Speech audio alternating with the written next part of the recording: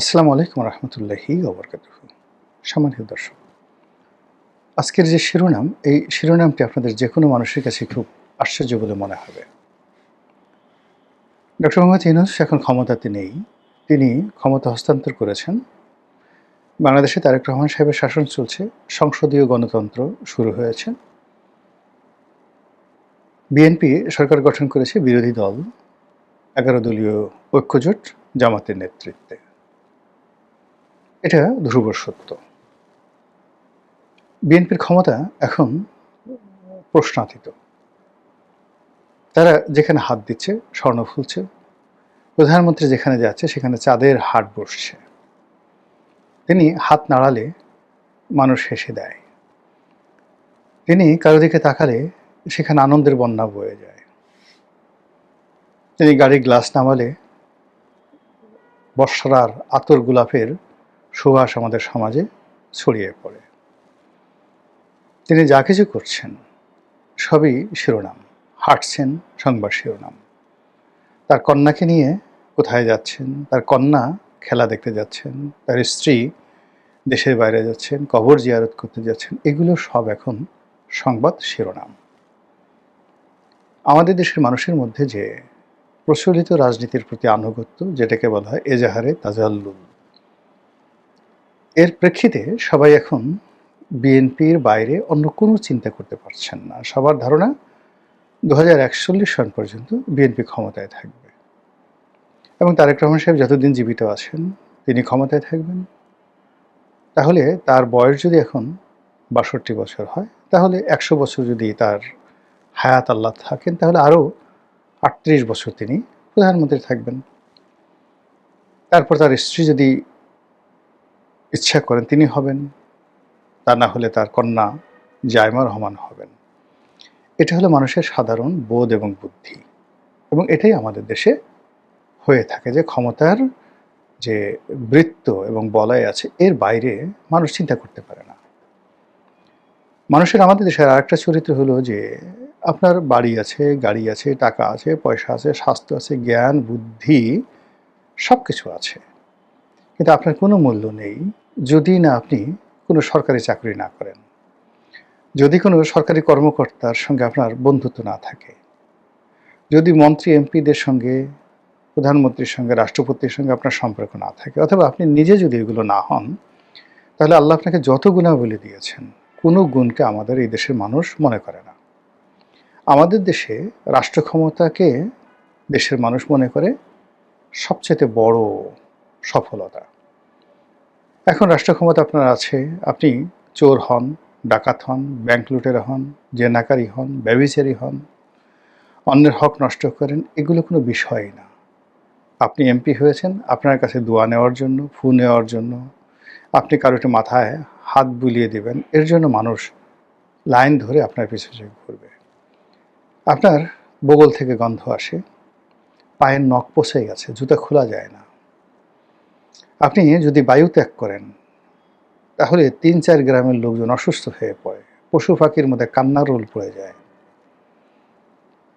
তারপর আপনি দাঁত মাজেন না, ৪ দিন, ৫ দিন, ১০ দিন দাঁত মাজেন না, মুখের গন্ধে মানে কি বলবো, আশেপাশে মানে মশামাছি পর্যন্ত দূরে চলে যায়। হলুদ হয়ে গেছে আপনার দাঁত, আপনার জিহ্বা যদি একটু আপনি বের করেন, সাদা ১ ইঞ্চির মতো আপনার দুধের স্বরের মতো জিহ্বার উপর ময়লা পড়েছে।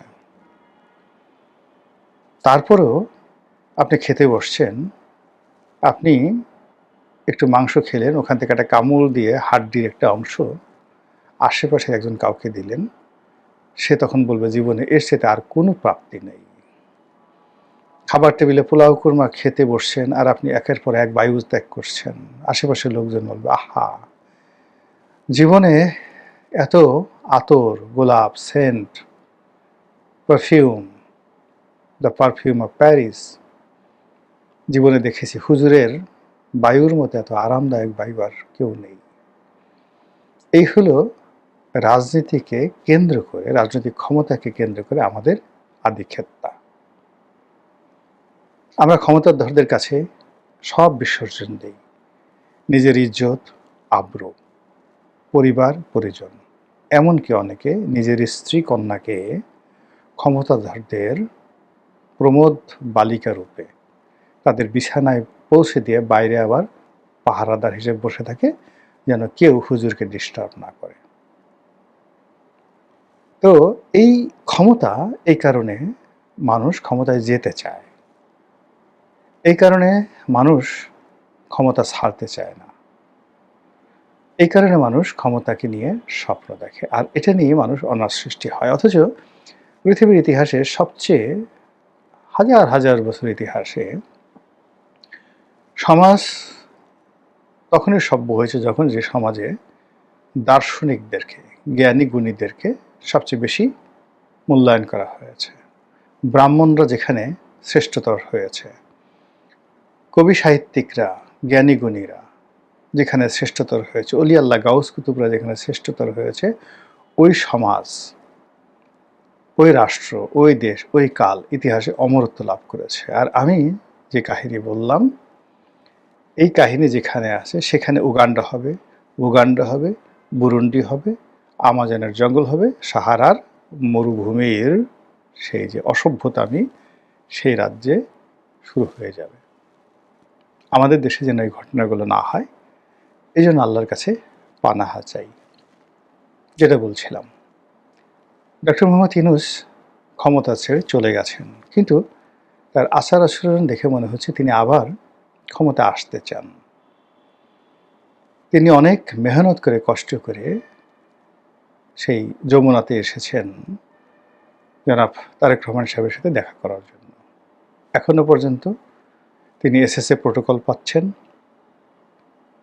এবং সেই প্রোটোকল নিয়ে তারেক রহমান সাহেবের সাথে দেখা করতে কেবলমাত্র যমুনার গেট থেকে তারেক রহমান সাহেবের সামনে আসতে তাকে 1.5 ঘন্টা অপেক্ষা করতে হয়েছে। 88 বছরের মানুষ, একজন মানুষ কতটা ক্ষমতা লোভী হলে, কতটা ক্ষমতাকে ভালোবাসলে, ক্ষমতার সঙ্গে অ্যাটাচড থাকার যদি ইচ্ছা থাকে, তাহলে কোন পর্যায়ে হলে একটা মানুষ এই কষ্ট করতে পারে? কই আমরা তো গেলাম না, আগ্রহী হলো না, আমাদের কি কোনো ক্ষতি হয়েছে? হয়তো ক্ষমতা হবে না কোনো দিন, কিন্তু আমাদের মতো এরকম তো হাজার হাজার মানুষ আছে যাদের রাজার কাছে যাওয়ার, মন্ত্রীদের কাছে যাওয়ার, এমপিদের কাছে যাওয়ার, অথবা রাজা মন্ত্রী এমপিদেরকে দাওয়াত করে নিজেদের বাড়িতে তাদেরকে আনার শক্তি আছে, সামর্থ্য আছে, ক্ষমতা আছে এবং অবস্থান আছে। কিন্তু কই, তারা তো এই কাজগুলো করছে না। কিন্তু ইউনূস সাহেব কেন এই কাজগুলো করছেন? ইট মিনস স্টিল তার এই ক্ষমতা ফিরে আসার আশা আকাঙ্ক্ষা আছে। আমি আস্তে আস্তে যাচ্ছি। 2 নম্বর হলো, সে পার্লামেন্টে গেছেন, দর্শক সারিতে বসছেন। বিশ্বাস করেন, আমি 5 বছর এমপি ছিলাম। এমপি থাকাকালীন অবস্থায় আমার কতগুলো ইনহেরিট পাওয়ার আছে। যেমন সংসদের লাইব্রেরিটা আমি ব্যবহার করতে পারি, সংসদের যে একটা ক্লাব আছে সেই ক্লাবের আমি আজীবন সদস্য। ওখানে ব্যায়াম করা যায়, খাওয়া যায়, রেস্টুরেন্ট আছে, সব কিছু আছে। এরপর সংসদ সদস্য, সাবেক সংসদ সদস্য হিসেবে সারা দেশে সার্কিট হাউসগুলো ব্যবহার করার আইনগত আমার অধিকার আছে। আমি তো একদিনের জন্য কোনোদিন সংসদে যাইনি। এমনকি আমার বন্ধুবান্ধব যারা সংসদ সদস্য, সাবেক সংসদ সদস্য বা বর্তমান সংসদ সদস্য রূপে ওই সংসদের ভিতরে বিয়ের অনুষ্ঠান আয়োজন করেছে, আমি সেই বিয়ের অনুষ্ঠান পর্যন্ত যাইনি। আমার তো, আমি ওদিকে তাকাইও না, আমি কোনোদিন মানে ওখানে চটপটি খাওয়ার জন্য যাই না।